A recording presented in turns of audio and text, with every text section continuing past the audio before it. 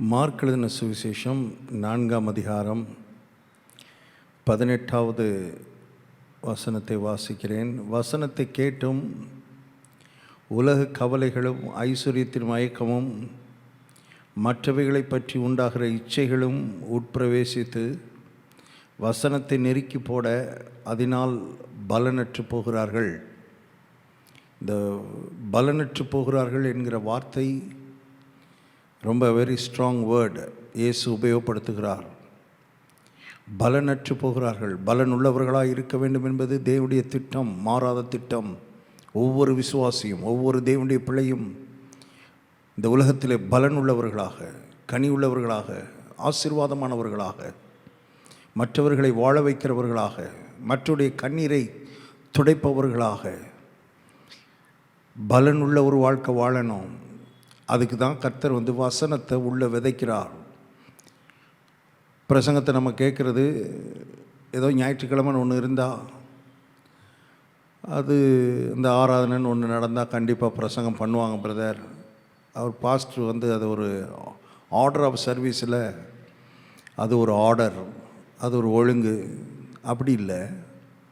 மக்களை பலனுள்ளவர்களாய் மாற்றும்படி, ஆசீர்வாதமானவர்களாய் மாற்றும்படி வசனம் விதைக்கப்படுகிறது. ஒரு விவசாயி ஒரு நிலத்தில் விதைக்கும் பொழுது விளையாட்டுக்கு விதைக்கிறது இல்லை, கடமைக்கு விதைக்கிறது இல்லை, அது ஒரு சடங்காக சம்பிரதாயமாக விதைக்கிறது இல்லை, பலனை எதிர்பார்த்து விதைக்கிறான். அதுபோல தான் ஒவ்வொரு ஊழியர்களும் பலனை எதிர்பார்த்து விதைக்கிறார்கள். ஊழியருக்குள் இருக்கிற ஆவியானவர் பலனை எதிர்பார்த்து இந்த வார்த்தைகளை விதைக்க வைக்கிறார். அதுபோல் நீங்கள் வேதத்தை வாசிக்கும் பொழுது ஆவியானவர் நீங்கள் வாசிக்கிற வசனம் உங்கள் வாயின் வழியாக காதலை கேட்டு உள்ளே விதைக்கப்படும் பொழுது அந்த விதை 30, 60, 100மாக பலன் கொடுக்கணும். வசனம் பலன் கொடுக்கணும். ஒரு மனிதனுடைய வாழ்க்கை பலனுள்ள வாழ்க்கையாக இருக்கணும்னா உள்ளே வசனம் விதைக்கப்பட்டு அந்த வசனம் வளர்ந்து அந்த வசனம் கனி கொடுக்கணும். வார்த்தை அப்படிப்பட்ட வாழ்க்கை தான் நிலைத்திருக்கும். அப்படிப்பட்ட வாழ்க்கை தான் நிரந்தரமான ஒரு பலனுள்ள வாழ்க்கையாக இருக்கும். ஆனால் அநேக விசுவாசிகள் வசனத்தை கேட்கிறார்கள், கேட்டும் பலனற்று போகிறார்கள். அதான் இங்கே இயேசு சொல்லுகிற வார்த்தையில் ரொம்ப கவனிக்க வேண்டியது. கேட்டும் பலனற்று போகிறார்கள். வசனத்தை கேட்டும் பலனற்று போகிறார்கள். ஏன்? வசனத்தை கேட்டும் வசனத்துக்கு மாறான, வசனத்துக்கு விரோதமான வேறு சில காரியங்கள் இருதயத்துக்குள்ளே நுழைகிறது அல்லது இருதயத்துக்குள்ளே அனுமதிக்கப்படுகிறது. அவைகளுக்கெல்லாம் அனுமதி கொடுக்கும் பொழுது பாருங்கள், அவைகளுக்கு அனுமதி கொடுக்கும் பொழுது ஆட்டோமேட்டிக்காக வசனம் என்கிற விதை நெருக்கி போடப்படுகிறது, நசுக்கி போடப்படுகிறது, பலன் கொடுக்க முடியாமல் போய்விடுகிறது. வருஷக்கணக்காக கிறிஸ்தவ வாழ்க்கை வாழ்ந்து வருஷக்கணக்காக கோயிலுக்கு போய், சர்ச்சுக்கு போய், வருஷக்கணக்காக பிரசங்களை கேட்டு ஒரு பிரயோஜனமில்லாத ஒரு வாழ்க்கை பாருங்கள். அப்படிப்பட்ட வாழ்க்கை முறை அதை போல் பரிதாபமானது வேறு ஒன்றும் இல்லை என்று நான் நினைக்கிறேன்.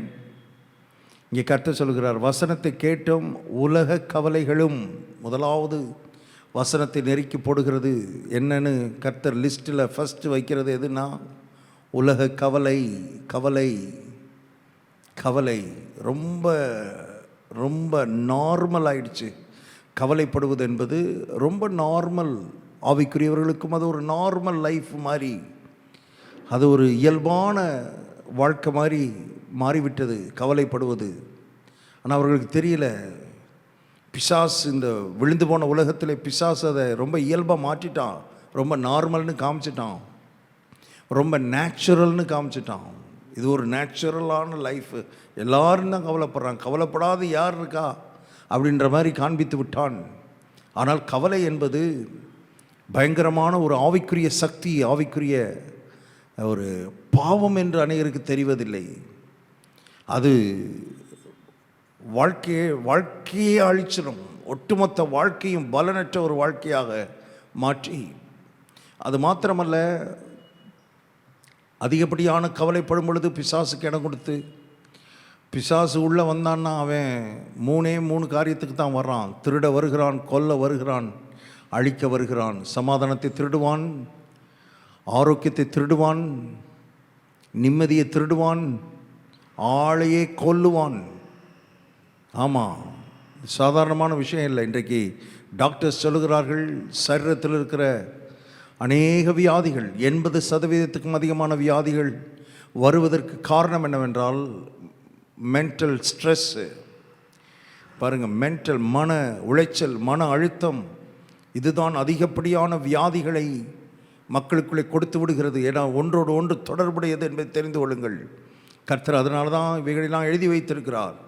சரீரத்தில் நீ ஆரோக்கியமாக இருக்கணும்னா கவலைப்படுறதை விட்டுட்டு வார்த்தையை கவனி. வசனத்தை பெருசாக பார், பிரச்சனையை பெருசாக பார்க்காத, கோலியாத்தை பெருசாக பார்க்காத, காற்று பலமாக இருக்கிறதை பெருசாக பார்க்காத. இது எல்லாவற்றை காட்டிலும் கர்த்தருடைய வார்த்தை பெரியது. உன்னை சூழ்ந்திருக்கிற தண்ணீரை காட்டிலும் கர்த்தருடைய வார்த்தை பெரியது. நீ கடந்து போகிற அக்கினியை காட்டிலும் கர்த்தருடைய வார்த்தை பெரியது, வசனம் பெரியது. இந்த பார்வை வரட்டும், இந்த பார்வை நமக்குள்ளே உண்டாகட்டும். கர்த்தர் நம்முடைய கண்களை திறப்பாராக. பாருங்கள், கவலை உள்ள வரும் பொழுது வசனத்தை அது நெருக்கி போடுகிறது. பலனில்லாமல் மக்கள் மாறிவிடுகிறார்கள். அடுத்து அவர் சொல்லுகிறார், உலக கவலைகளும் ஐஸ்வர்யத்தின் மயக்கமும். ஐஸ்வர்யத்தின் மயக்கம் கர்த்தருடைய வார்த்தையை, கர்த்தருடைய வசனத்தை நெருக்கி போடுகிறது. பாருங்கள், வசனத்தை நெருக்கி போடுறதுக்கு கர்த்தர் எதையெல்லாம் பிடிச்சி இழுத்துட்டு வர்றாரு பாருங்கள். மக்களுக்கு இதெல்லாம் தெரியறதில்லை, இது தெரியறதில்லை. ஐஸ்வர்யத்தின் மயக்கம் வசனத்தை நெருக்கி போடுகிறது, பலனற்று போகிறார்கள். ஐஸ்வர்யம் கர்த்தர் சொல்லலை, ஐஸ்வர்யம் வசனத்தை நெருக்கி போடுன்னு கர்த்தர் சொல்லலை, ஐஸ்வர்யத்தின் மயக்கம் நெருக்கி போடும் என்று சொல்லுகிறார். ஐஸ்வர்யம் வேற, ஐஸ்வர்யத்தின் மயக்கம் வேற. ஐஸ்வர்யவானாக இருப்பது தவறல்ல, ஐஸ்வர்யம் நம்முடைய வாழ்க்கையில் இருப்பது தவறல்ல. ஏனென்றால் வேதம் ஐஸ்வர்யத்தை பாசிட்டிவாக பல இடங்களிலே பேசியிருக்கிறது. ஒரு சில இடங்களிலே ஐஸ்வர்யத்தை குறித்து எச்சரிப்பாகவும் பேசியிருக்கிறது, உண்மை. ஆனால் பல இடங்களிலே ஐஸ்வர்யத்தை நேர்மறையாக வேதம் அணுகுகிறது. அப்படின்னா நான் அதை நேர்மறையாக பார்க்க போகிறேன். ரொம்ப அப்படியே பக்தி பூனைகளாக எங்களுக்கு ஒன்று வேணாம், பணம் வேணாம், ஒன்று வேணாம், அப்படி போகிறது அருமையானவர்களே. அது வேறு மதங்கள், இந்த கிறிஸ்தவம் அல்ல, இந்த வேதம் போதிக்கிற வாழ்க்கை முறை அல்ல, அது வேறு மதங்கள். அது அருமையானவர்களே, எல்லாத்தையும் விட்டுட்டு, உலகத்தை விட்டுட்டு, நாட்டை விட்டுட்டு, வீட்டை விட்டுட்டு, எல்லாத்தையும் விட்டுட்டு, எல்லாத்தையும் இழந்துட்டு, துண்டை கட்டிக்கிட்டு போய் எங்கேயாவது மலையில் போய் உட்காரு. அது வேற, வேதம் இல்லை. அது வேறு மதம், வேதம் இல்லை.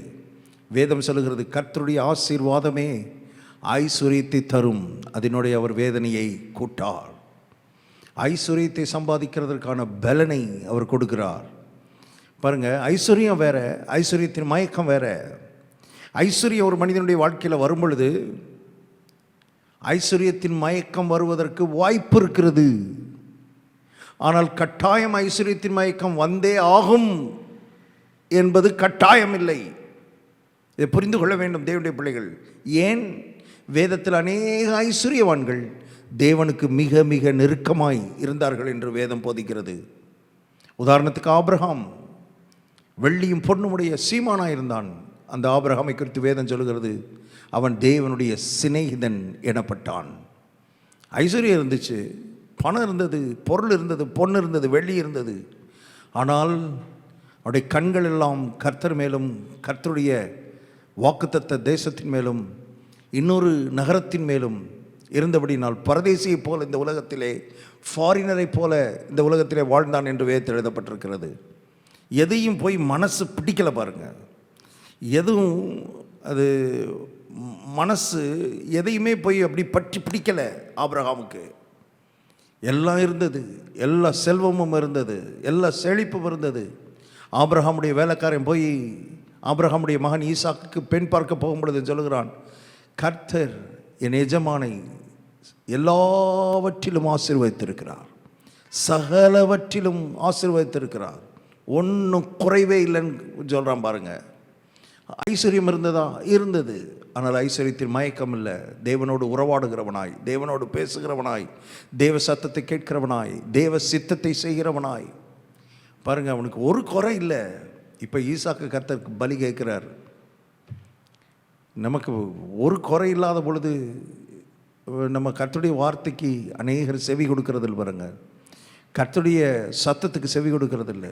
ஒரு குறை இல்லாத வாழ்க்கை, எல்லாம் நிரம்பி இருந்தது, நிறைவாக இருந்தது. அந்த நேரத்தில் கர்த்தருடைய சத்தத்தை கேட்டான். கர்த்தர் சொல்கிறாரு, பலி செலுத்து. போகிறேன் ஆண்டவரே, போகிறேன் ஆண்டவரே. இப்போ கர்த்தருடைய சத்தமா ஐஸ்வர்யமா என்கிற இடம் வரும் பொழுது ஆபிரகாம் சொல்கிறான், கர்த்தருடைய சத்தம், கர்த்தருடைய சித்தம். இந்த ஐஸ்வர்யமெல்லாம் இன்றைக்கி இருக்கும், நாளைக்கு போயிடும். இந்த ஐஸ்வர்யம் என்னை அழைக்கலை, கர்த்தர் என்னை அழைத்தார். இந்த ஐஸ்வர்யம் கர்த்தரால் வந்தது, கர்த்தரை எனக்கு கொடுத்தார். கர்த்தர் மாத்திரம்தான் எனக்கு முக்கியம். பாருங்கள், எப்போ ஒரு மனிதன் கர்த்தரிடத்தில் வந்து கஷ்டப்பட்டு தரித்திரத்தில் கர்த்தர்கிட்ட வரும் பொழுது கர்த்தர் அவனை ஆசீர்வதிக்கிறார். இந்த வேதம் அதை போதிக்கிறது. கர்த்தர் அவனை ஆசீர்வதிக்கிறார், கடனை தீர்க்கிறார், வறுமை நீக்குகிறார், தரித்திரத்தை போக்குகிறார், ஐஸ்வர்யத்தை கொடுக்கிறார். இப்போ இதையெல்லாம் கொடுத்த கர்த்தர் தான் மனதில் நம்பர் 1 இருக்கணும். காலமெல்லாம் கர்த்தருக்கு பின்னால் மாத்திரம் போகிற மனிதனாக இருக்க வேண்டும்.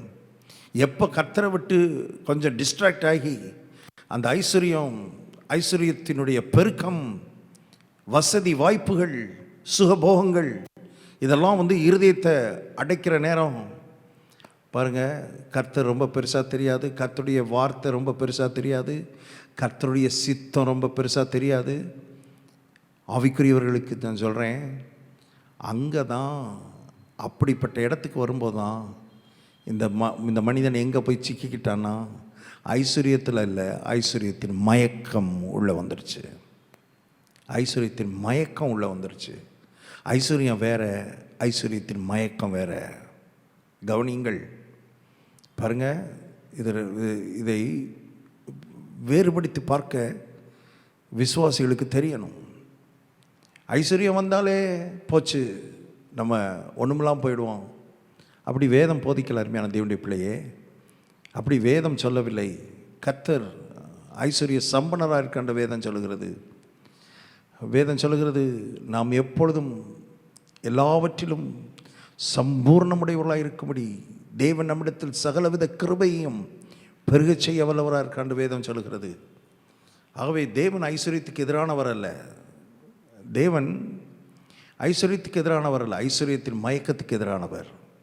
ஐஸ்வர்யம் பின்னாலேயே போய் கர்த்தரை விட்டுட்டு, கர்த்தருடைய வார்த்தையை விட்டுட்டு அழிந்து போனவர்கள் பலர் இருக்கிறார்கள். இப்போ ஐஸ்வர்யவான்களாக இருந்து கர்த்தரை பற்றி பிடித்து கொண்டு கர்த்தருக்கு முதலிடம் கொடுத்து எத்தனை ஐஸ்வர்யவான்கள் எனக்கு பர்சனலாக தெரியும். எத்தனை ஐஸ்வர்யவான்களை நான் பார்த்துருக்கிறேன். அவர்கள் கர்த்தருக்காக வாழ்ந்து கர்த்தருக்காக லட்சங்களையும் கோடிகளையும் இந்த தேவனுடைய ராஜ்யத்திற்காக அள்ளி வீசினவர்கள் எவ்வளவு பேர் இன்றைக்கும் அவர்கள் ஐஸ்வர்யவான்களாக, கர்த்தருடைய ஐஸ்வர்யவான்களாக, தேவனுடைய ஐஸ்வர்யவான்களாக. வேதத்தில் அப்படி எழுதப்பட்டிருக்கிறது. தேவனுடைய ஐஸ்வர்யவானாயிராமல் தனக்கு மாத்திரமே ஐஸ்வர்யவானாக இருந்தவனை பார்த்தான் கர்த்தர் வந்து மதியடனேன்னு சொன்னார். தேவனுக்கென்று தேவனுடைய ஐஸ்வர்யவானாக இருக்கணும். அப்படிப்பட்ட அநேக ஐஸ்வர்யவான்கள் இன்னைக்கு இருக்கிறார்கள். அருமையானவர்களே, அவர்கள் மூலமாய் ராஜ்யம் மிக அதிகமாய் பரவுகிறது, மிக அதிகமாய் கர்த்தருக்காக காரியங்கள் நடைபெறுகிறது. ஏன்னா இந்த உலகத்தில் காரியங்களை செய்யணும்னா பணம் தேவை. பணம் இல்லாமல் ஒரு காரியத்தையும் செய்ய முடியாது. ரட்சிப்பு இலவசம். ஆனால் ரட்சிப்பை குறித்து பிரசங்கம் பண்ணுறது இலவசமாக பிரசங்கம் பண்ண முடியாது. ரட்சிப்பை குறித்து அறிவிக்கிறதுக்கு ஒரு இடத்துலேருந்து இன்னொரு இடத்துக்கு போகணுன்னா யார் நம்மளை வந்து ஃப்ரீயாக கூப்பிட்டு போகிறதில்ல.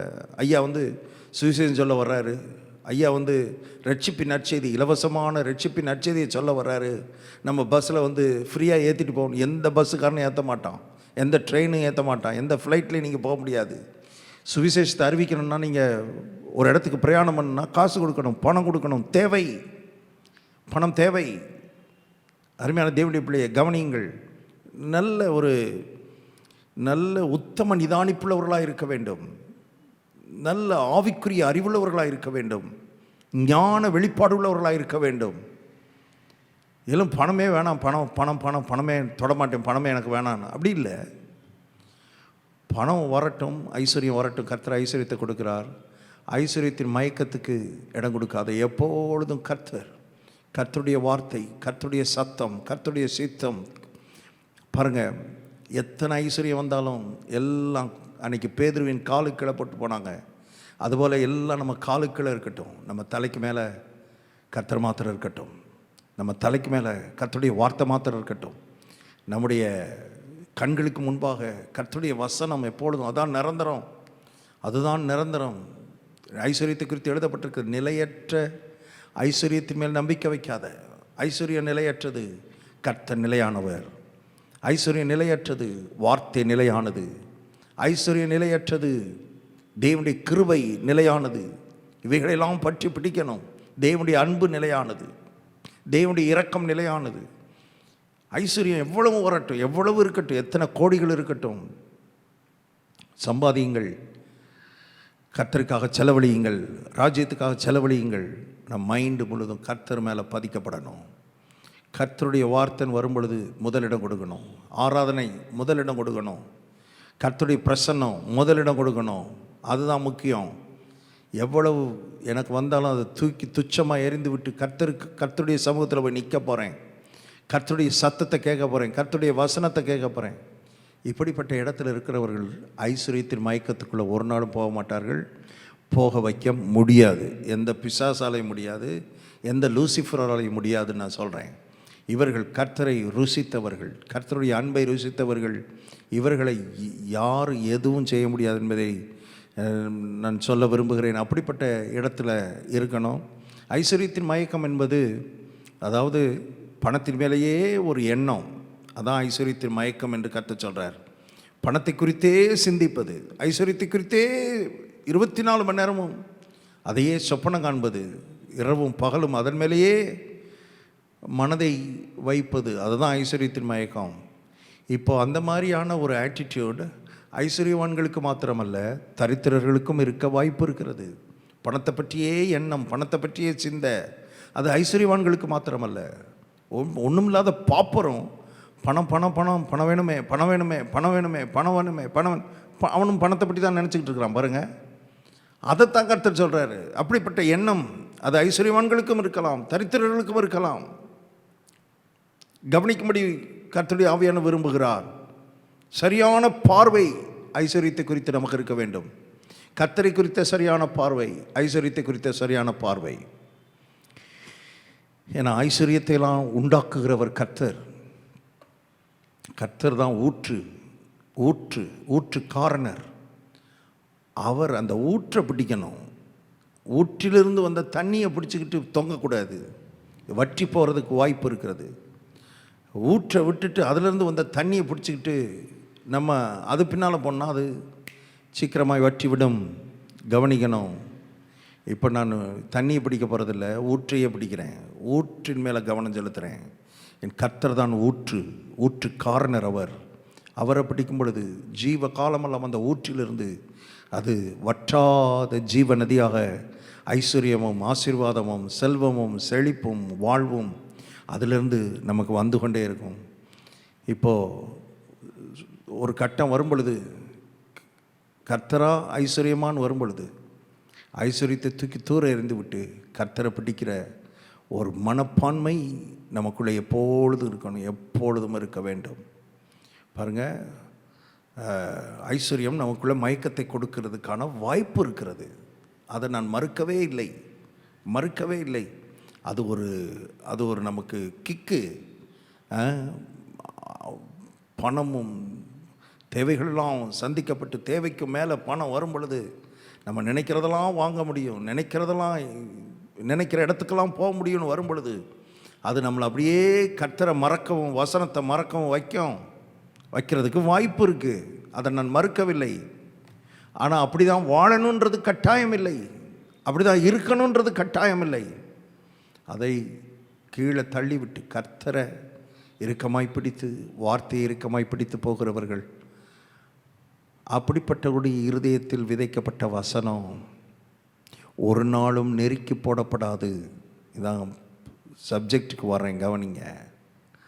அப்படிப்பட்டவருடைய இருதயத்தில் வசனம் கிரியை செய்து விளைந்து பலன் கொடுத்து அவர்களை பலன் உள்ளவர்களாய் மாற்றும்.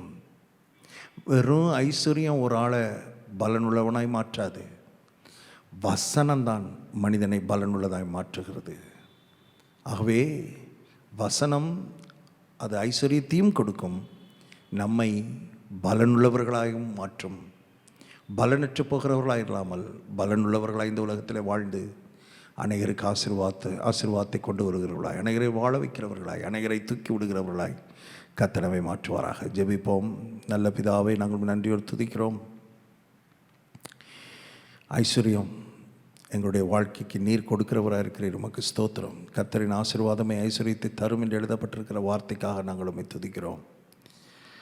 ஆனால் அதே நேரத்தில் ஐஸ்வர்யத்தின் மயக்கம் இந்த வார்த்தை கேட்கிற ஒருவருடைய வாழ்க்கையிலும் இல்லாதபடி தகப்பனே, ஐஸ்வர்யத்தை காட்டிலும் அது எத்தனை கோடி வந்தாலும் இந்த கோடிகளை காட்டிலும் கர்த்தராகிய நீர் பெரியவர் என்கிற மனப்பான்மை, கர்த்தருக்கு பின்னால் செல்கிற ஒரு மனதும், கர்த்தருக்கு பின்னால் செல்கிற ஒரு இருதயம் எல்லாருக்குள்ளேயும் உண்டாயிருக்கட்டும் சொல்லி ஜெபிக்கிறோம். நீர் அதை செய்கிறீர், அதற்காக உமக்கு ஸ்தோத்திரம். இயேசு கிறிஸ்துவின் நாமத்தில் ஜெபிக்கிறோம் பிதாவே, ஆமென். God bless you. Jesus loves you.